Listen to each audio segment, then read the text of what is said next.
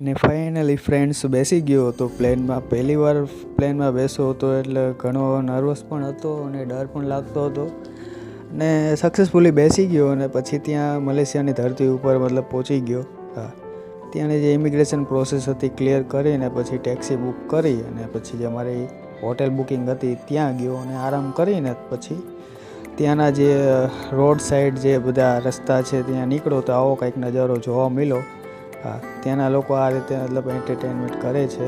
હા, તો ઘડીક એ બધું જોયું ને બીજા દિવસે ત્યાં જે બાતુ કેવ્સ નામનું જે મંદિર છે, હિન્દુ ટેમ્પલ છે, ત્યાં જઈને આ હિન્દુ ટેમ્પલની વિઝિટ કરી. અને આ મંદિર છે મતલબ જે મૂર્તિ તમે જોઈ રહ્યા છો એ મતલબ શંકર ભગવાનના જે પુત્ર હતા ને કાર્તિકેય, એમની મૂર્તિ છે. અને ઘણા બધા પગથિયા તમે ઉપર ચડો તો ઘણો બધો સારો એવો મતલબ નજારો ઉપર જોવા મળે છે.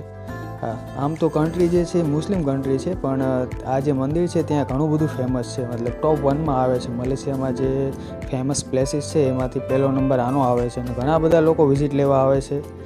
પછી મારે વાત હતી જોઈનિંગ માટેની, જે જોબની. પછી જોબ મેં જોઈનિંગ કરી અને પછી કામ એવું સારું ચાલવા માંડ્યું અને થોડાક જ ટાઈમમાં મેડમે મને પ્રમોટ પણ કરી દીધો મારું કામ સારું જોઈને.